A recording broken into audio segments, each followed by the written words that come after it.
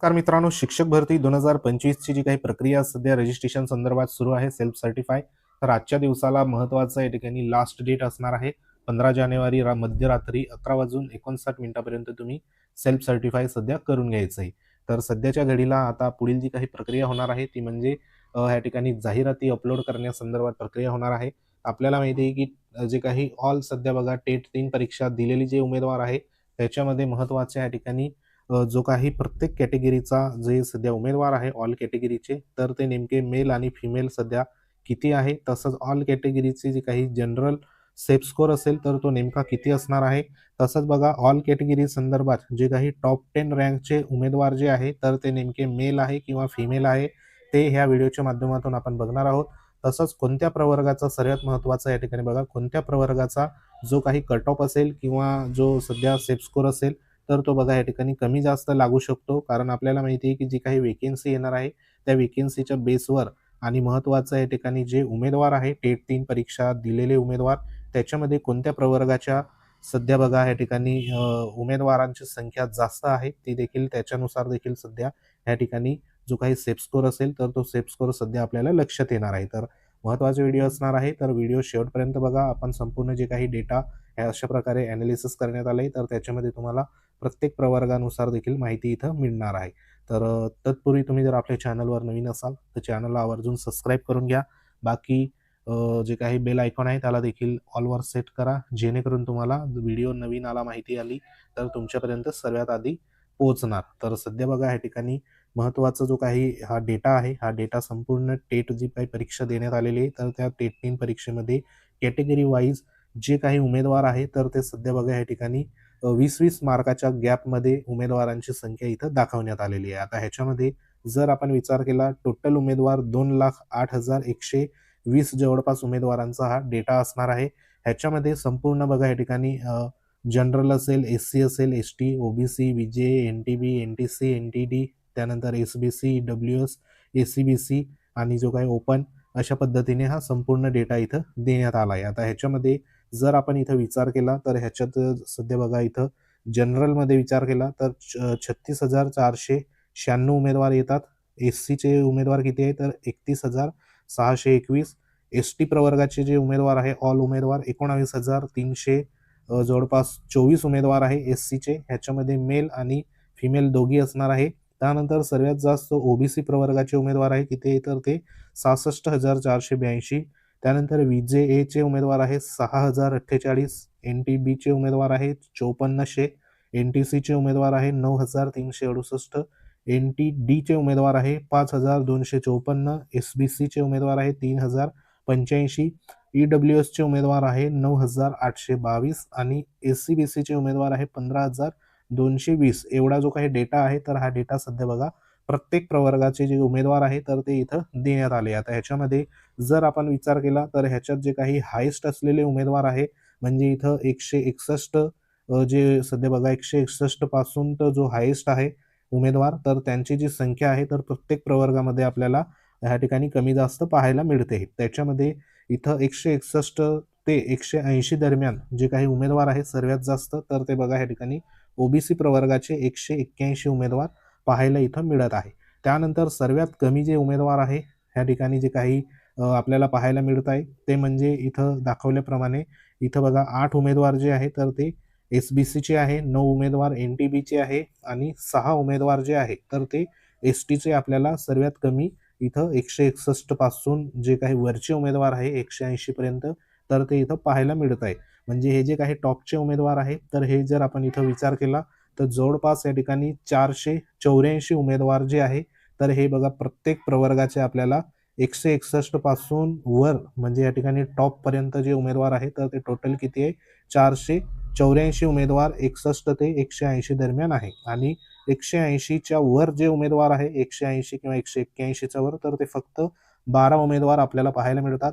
तर 12 उमेदवार म्हणजे या ठिकाणी ओपनमध्ये 2 येतात, एस-सीचा एकच उमेदवार आहे. त्यानंतर ह्या ठिकाणी ओबीसीचे 4 उमेदवार, विजेचा 1 उमेदवार आहे, एन-टी-सीचा 1 उमेदवार आणि ह्या ठिकाणी ई-डब्ल्यू-एसचे 3 आणि एस-बी-सीचे 3 असे हे टॉपचे 181 पासून वरचे जे उमेदवार आहेत तर ते पाहायला मिळतात. म्हणजे इथे टॉपचे आपण उमेदवार जरी विचार केला तर ते किती संख्या आहे तर 4 484 आणि हे 12, बरोबर. एवढे जे उमेदवार आहे तर ते 161च्या वर असलेले म्हणजे उमेदवार आपल्याला पाहायला मिळतात.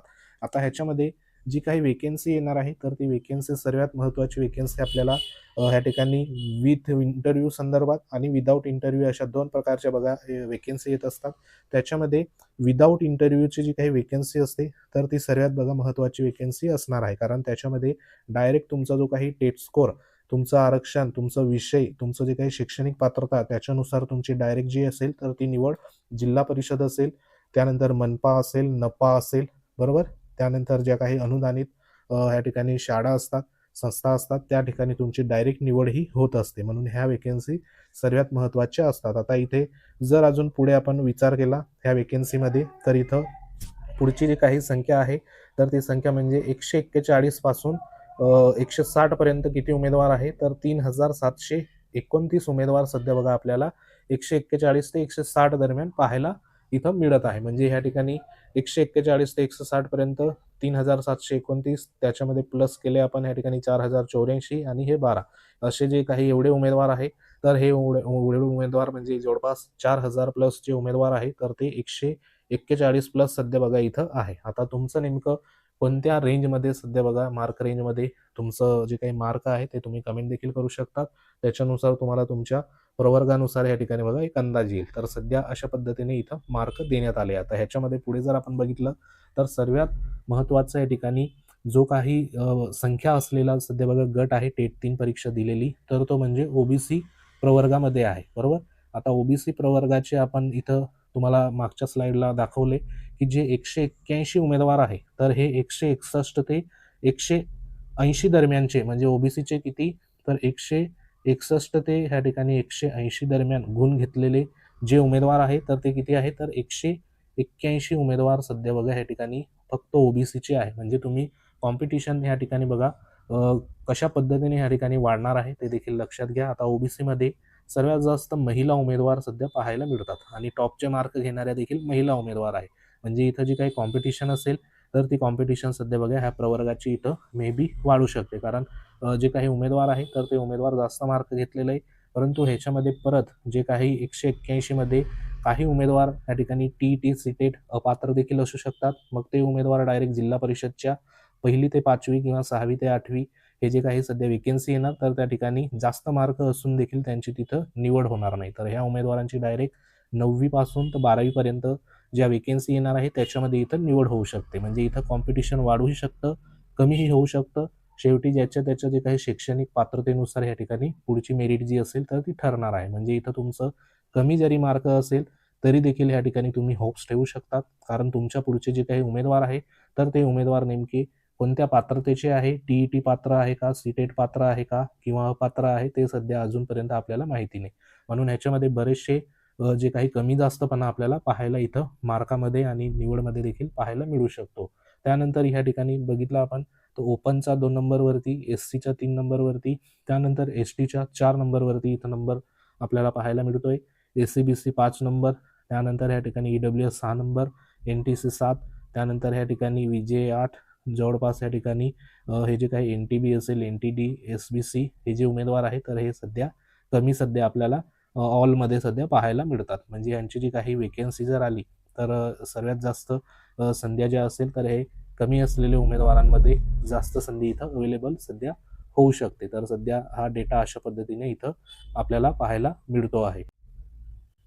हा सध्या अशा पद्धतीने जो काही प्रवर्गानुसार डेटा इथं पाहायला मिळतोय. म्हणजे इथं सर्वात जास्त जरी उमेदवार असले परंतु त्यांची पात्रता नेमकी कोणत्या पद्धतीने आहे त्याच्यानुसार त्यांची निवडीला इथं संधी मिळू शकते. एखाद्या उमेदवाराचे जास्त मार्क जरी असले, बरोबर, परंतु तो टीईटी किंवा सीटेट जर त्या ठिकाणी पास नसेल म्हणजे तो क्वालिफाय नसेल तर तो उमेदवार जिल्हा परिषदमधल्या 1ली ते 5वी किंवा 6 ते 8ची जी काही वेकेन्सी असते महत्त्वाची त्या ठिकाणी त्यांची निवड होणार नाही.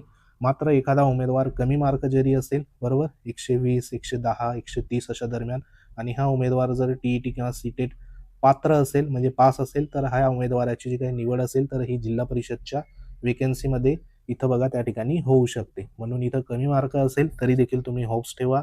आता जे काही जास्तीत जास्त वेकेन्सी येण्यासाठी सर्वांनी इथं प्रयत्न आपल्याला करायला पडेल. तर सध्या हे कॅटेगरीनुसार तुम्हाला जे काही कमी जास्त कोणत्या प्रवर्गाचे उमेदवार आहेत ते याच्यावरनं लक्षात येते.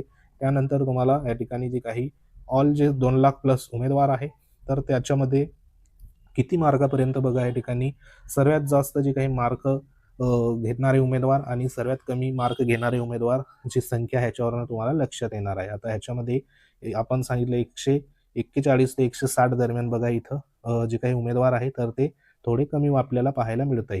त्यानंतर 161 ते 180 दरम्यान कमी उमेदवार सध्या बघा इथं टॉपचे उमेदवार आहे. म्हणजे हे उमेदवार कुठं ना कुठं जे असेल तर ते सिलेक्शन सध्या बघा ह्यांच्या दरम्यानच्या होणार आहे. त्यानंतर इथं 121 ते 140 दरम्यान जी कॉम्पिटिशन बघा इथून सर्वात जास्त इथं कॉम्पिटिशन इथून सुरुवात होणार आहे 121 ते 140 पासून. त्यानंतर ह्या ठिकाणी 101 ते 120 दरम्यान जे काही उमेदवार असणार आहे प्रत्येक प्रवर्गाचे तर ह्या ठिकाणी सर्वात जास्त जी काही कॉम्पिटिशन असेल तर ती सध्या बघा आपल्याला पाहायला इथं मिळणार आहे. कारण ह्या रेंजमधले उमेदवार सर्वसाधारण जो काही गट असणार आहे सर्वसाधारण वेकेन्सी तर त्या वेकेन्सीमध्ये ह्यांची जी काही निवड प्रक्रिया संदर्भात त्यांची जी काही सर्वात जास्त कॉम्पिटिशन तिथं आपल्याला पाहायला मिळणार. आता ह्याच्यामध्ये जे काही समांतर आरक्षणाचे उमेदवार असेल ते वगळून सध्या बघा त्यांचं कमी जरी मार्क असेल म्हणजे ह्या ठिकाणी समांतर आरक्षणामधले जे उमेदवार आहे ते म्हणजे इथे ह्या जे काही सर्वात जास्त उमेदवार आपल्याला पाहायला मिळत आहे 81 ते 100 दरम्यान. ह्याच्यामध्ये समांतर आरक्षणामधले उमेदवार जरी असेल सर्वात जास्त इथं बघा उमेदवार आपल्याला पाहायला मिळत आहे तरी देखील इथं समांतर आरक्षणामधल्या उमेदवारांना जी काही संधी असेल तर ती इथं मे बी मिळू शकते. परंतु टेट 3 परीक्षा ज्या ज्या उमेदवारांनी दिलेली आहे तर त्या उमेदवारांचं सर्वात जास्त जे काही सध्या बघा कॉम्पिटिशन असणार आहे तर ते हे जे काही दोन आकडेवारी आहे म्हणजे 101 ते 120 दरम्यान आणि 121 ते 140 दरम्यान. तर हे जे काही दोन गट आहे तर ह्या दोन गटामध्येच संपूर्ण जी काही कट ऑफ मेरिट असेल सर्वसाधारणची तर ती ह्याच्यामध्येच आपल्याला पाहायला मिळू शकते. आता नेमके तुम्हाला किती मार्क आहे त्याच्यानुसार पुढील बघा ह्या ठिकाणी तुमची प्रक्रिया त्या ठिकाणी होऊ शकते. तर त्यानुसार तुम्ही कमेंट बॉक्समध्ये कमेंट देखील करू शकता. तर सध्या ह्यामध्ये जे काही प्रक्रिया आहे तर ती प्रक्रिया सध्या बघा अशा पद्धतीने तुम्हाला होताना पाहायला मिळू शकते. आता ह्याच्यामध्ये जरी तुम्ही इथं ह्या कॉम्पिटिशनमध्ये जरी असणार 101 किंवा 120 पर्यंत किंवा 121 ते 140 पर्यंत तर ह्याच्यामध्ये ज्याच्या त्याच्या जे काही प्रवर्गानुसार जे सध्या बघा कॉम्पिटिटर असणार आहे तर ते तुमच्या स्वतःची जी काही क्वालिफिकेशन आहे तर त्या क्वालिफिकेशन नुसार जो काही दुसरा उमेदवार असेल म्हणजे सेम क्वालिफिकेशनचा सेम विषयाचा तर तोच उमेदवार तुमच्या प्रवर्गातील तो तुमचा कॉम्पिटिटर सध्या असणार आहे. बरोबर. आता ह्याच्यामध्ये समजा तुमचं BA BEd असलेला जे काही क्वालिफिकेशन आहे BA आणि BEd तुमचं आहे तुमचा विषय आहे ह्या ठिकाणी इंग्रजी विषय आपण ह्या ठिकाणी पकडूया. बरोबर. तुम्हाला मार्क आहे 120 मार्क. त्यानंतर दुसरा जो काही उमेदवार असेल त्याचं आहे डीएड झालेला उमेदवार आहे. बरोबर. तुमच्याच प्रवर्गातील आणि ह्याला मार्क आहे 100 ह्या ठिकाणी 40 मार्क आहेत समजा डीएड असलेला उमेदवार. आता हा तुमच्या प्रवर्गातील उमेदवार आहे डीएड झालेला 140 मार्कवाला आणि तुमचे मार्क आहे 120 तुमचं आहे BA BEd इंग्रजी विषय घेऊन. बरोबर. तर आता ह्या ठिकाणी हा 140 मार्क जरी तो ह्या ठिकाणी असेल तरी देखील हा तुमच्या कॉम्पिटिशनमध्ये सध्या बघा नसणार आहे. कारण ह्याची पात्रता डीएड असल्यामुळे हा डायरेक्ट कुठं सिलेक्ट होणार 1 ते 5 ह्या जो काही गट असेल ह्याची TET किंवा CTET पहिला पेपर पात्र असेल तर त्या ठिकाणी ह्याची निवड होणार. ह्याचे मार्क जास्त जरी असले तरी देखील तो तुमच्या कॉम्पिटिशनमध्ये नसणार आहे. तुमच्या कॉम्पिटिशनमध्ये कोण असणार तर ज्या उमेदवाराचा इंग्रजी विषय स्पेशल असणार आहे तुमच्या प्रवर्गातील तर तो उमेदवार तुमचा त्या ठिकाणी बघा तुमची जी काही प्रवर्गाची वेकेन्सी असेल तर त्या ठिकाणी तुमचं कॉम्पिटिशन इथं असणार आहे. बरोबर. तर अशा पद्धतीने तुमचे कमी मार्क जरी असेल तरी देखील तुमची निवडची संधी इथं अवेलेबल मे बी होऊ शकते. तर हे एक महत्त्वाचा जो काही डेटा आहे तर तो डेटानुसार आपण इथं ॲनालिसिस करतोय. सध्या कमी मार्क असलेल्या उमेदवारांनी देखील इथं होप्स ठेवा आणि जास्त असलेल्या उमेदवारांनी जो काही निवड असेल तर ती निवड त्यांची जवळपास त्या ठिकाणी होणारच आहे. ह्याच्यामध्ये आता सर्वांनी जास्तीत जास्त वेकेन्सी येण्यासाठी प्रयत्न या ठिकाणी करावा लागेल. तर सध्या ज्या काही प्रत्येक प्रवर्गामध्ये अशा पद्धतीने बघा जी काही आकडेवारी आहे पुरुषांची आकडेवारी आता इथं ST प्रवर्गाचं जर बघितलं तर 10,842 एवढे पुरुष आहे. 8,000 जवळपास महिला आपल्याला पाहायला मिळतात. त्यानंतर ह्या ठिकाणी EWSचे जर विचार केला तर 39,900 जे काही आहे तर ते पुरुष आहे. महिला 5,922. त्यानंतर पुढे आपण विचार केला OBCचे 22,908 एवढे जे आहे तर ते पुरुष आहे आणि महिला 43,574 म्हणजे इथं ओबीसीचे जे काही महिला आहे तर ते बघा इथं 43,000 म्हणजे 43,500 महिला ओबीसीच्या पाहायला इथं मिळत आहे. त्यानंतर ओपनमध्ये जर विचार केला तर 10,020 एवढे पुरुष आहे. महिला जे आहे तर त्या किती आहे तर 26,475 म्हणजे इथं ओपनमध्ये देखील महिलांची संख्या सर्वात जास्त आहे. म्हणून महिलांसंदर्भात जे काही कॉम्पिटिशन असेल तर ते कॉम्पिटिशन बघा सर्वात जास्त पाहायला आपल्याला मिळू शकतात. NTDचे 2640 मेल, फिमेल किती आहे 2614 म्हणजे जवळपास आकडेवारीमध्ये जास्त काही फरक नाही, बरोबर.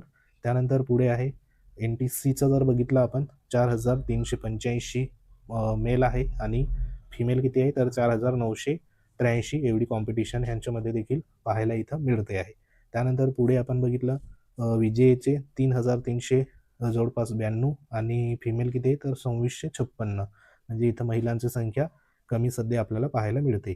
त्यानंतर पुढे SCचं जर बघितलं तर 12,000 जवळपास मेल आहे, 12,437 आणि फिमेल किती आहे तर 19,184 म्हणजे इथं महिलांची संख्या जे काही SC प्रवर्ग आहे तर तो सध्या बघा इथं सध्या पाहायला आपल्याला मिळत आहे. म्हणजे इथे टॉपच्या उमेदवारांमध्ये देखील महिला ज्या आहेत तर त्या महिलांची संख्या आपल्याला लिस्टमध्ये पाहायला मिळत आहे. म्हणजे इथं महिलांसंदर्भात जी काही वेकेन्सी येणार आहे त्यांची निवड प्रक्रिया या ठिकाणी जवळपास 3 ठिकाणी महिलांना संधी अवेलेबल होणार आहे.